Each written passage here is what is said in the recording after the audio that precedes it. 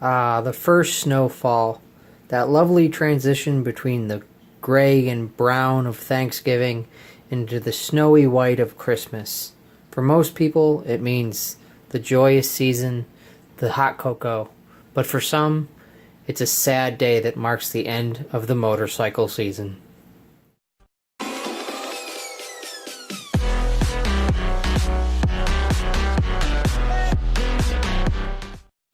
Hey guys, if you couldn't tell by my intro, it's wintertime and it sucks because that means we gotta put our bikes away.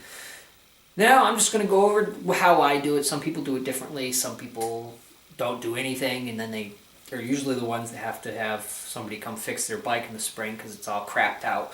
And then there's some people that go above and beyond and lift it and make sure that there's no pressure on the tires and there's new oil and it's waxed and washed and all that heavy horse shit. I do kind of in the middle.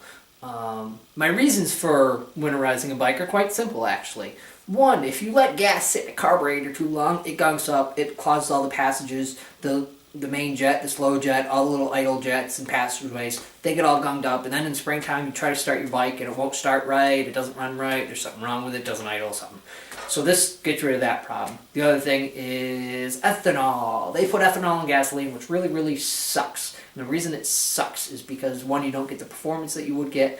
Two, ethanol actually eats away at different parts of carburetors and some fuel systems.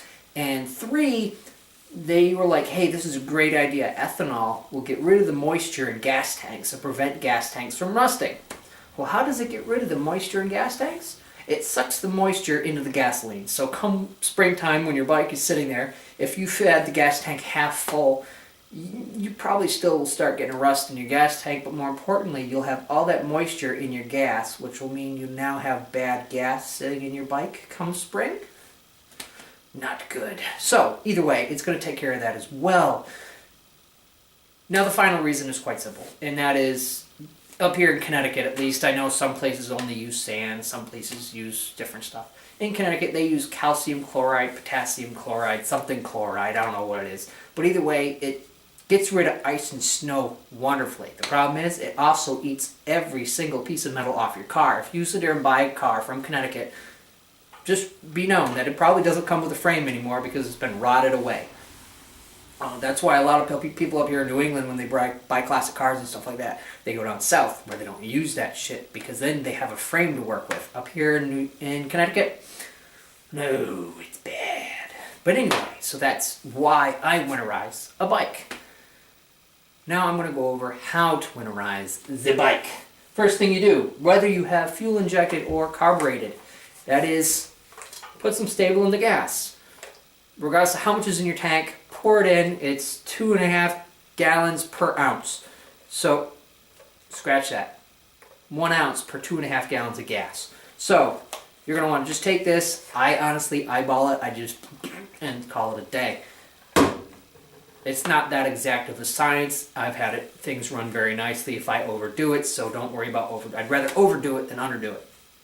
Now, what this is going to do is it's going to prevent moisture from building up in the tank. It's going to prevent the gas from going bad. And I don't know if this has it in it, but it also might prevent ethanol from destroying things. They do have ethanol chemicals out there as well if you want to add one of those in. I just add stable, and I'll get to why in a second.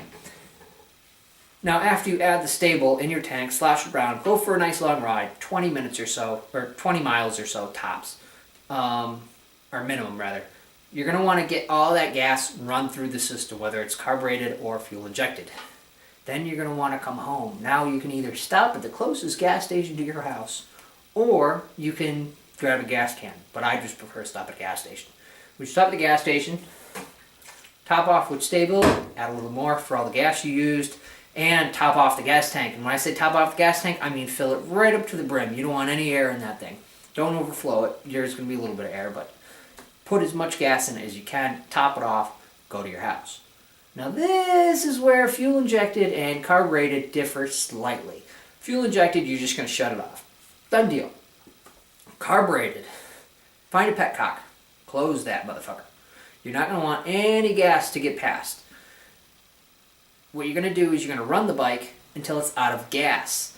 Once it's out of gas, keep trying to start it. Spit and sputter a little bit. only about 5-second intervals on the starter. Don't blow the starter trying to get all the gas out of the carbs. This is going to drain the carbs of all their gasoline. What you're trying to do is prevent the carbs from gunking up over the winter. And I know you put stable in it, that's going to prevent that, but the ethanol's still in it too. And I've had bad luck, even using stable, I've had bad luck in the springtime with carburetors. And this is where some people are going to differ. Some people are going to argue that if you do not put gasoline or leave gasoline in the carburetors, it causes all the gaskets to dry out and crack. I've been driving motorcycles for 12 years. I've stored bikes for 12 years. Every winter I've stored a bike. I've stored them not doing anything. I've stored them doing my process I'm doing now, and I've stored them leaving gas in there. When you leave gas in there, you still run the risk of something clogging over the winter. That means every 2 years or so I was pulling carburetors to rebuild them. Now, for leaving the gaskets where they're going to crack, I had to replace the gaskets once in those 10 years. So ultimately, what would you rather do? Do you want to rebuild your carburetors once every 2 years or once every 10 years? Frankly, every 10 years or so for a carburetor engine, you're probably taking the carbs off to give them a good inspect anyway. At least I would. But that's beside the point. So look at it that way. It's up to you. If you want to leave the carburetors full over the winter, go ahead. But a lot of times it evaporates anyway. If you want to leave them dry, go ahead. That's what I do. Next thing. Both bikes are off. Carburated bike has no gas in it. Fuel injected bike is just sitting the way it was before. Let them cool down to where they're all cool. Now this is where another differs from another party. Some people take the battery out and put it on a nice little shelf with little, battery goes here and, make sure it's not on cement or anything like that. And then they put on a trickle charger, which is fine. I leave the batteries in the bike. If there's nothing wrong with the battery, I leave it in the bike. I also have Battery Tender Junior. These are like $25 a piece. I have one for each bike. It's a trickle charger, maintainer. So it's not just a plain charger. Plain chargers don't work because they don't maintain the battery over the winter. This is going to maintain it. It's going to keep it charged. It's going to make it sure it has a longer life. Batteries only have a life expectancy of 2 or 3 years anyway. I've been getting about 4 or 5 by using one of these because I don't have it go completely dead over the winter. Like I said, I keep my batteries in the bike because, well, I don't want to take them out. So this is how I actually connect the battery maintainer. On the CBR, I have a little connection underneath my back seat. I have it right now connected to my accessory harness for my battery charger up front for my phone and such. I unplug it from that, and I plug in the battery tender. And then I go over to the wall, and I plug in the battery tender from the CBR to the wall outlet. Then I go over to the Magna. The Magna, I have a little access cable right underneath the left side cover by the leg. I pop that off, and I plug in the end of the battery tender into that. I then take the other end of the battery tender, and just like the CBR, I plug it into the wall. So, all I really do is I put stable in the system and run it through. I make sure the carbs are drained, and I put them on battery maintainers. That's all I ever do. I know some people, they wash and wax the bike.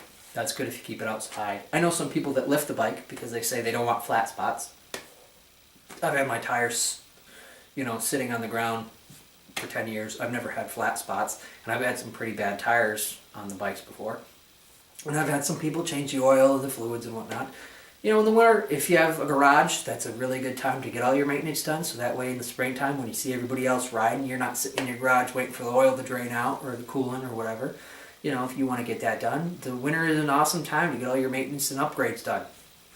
Like my TST Halo blinkers.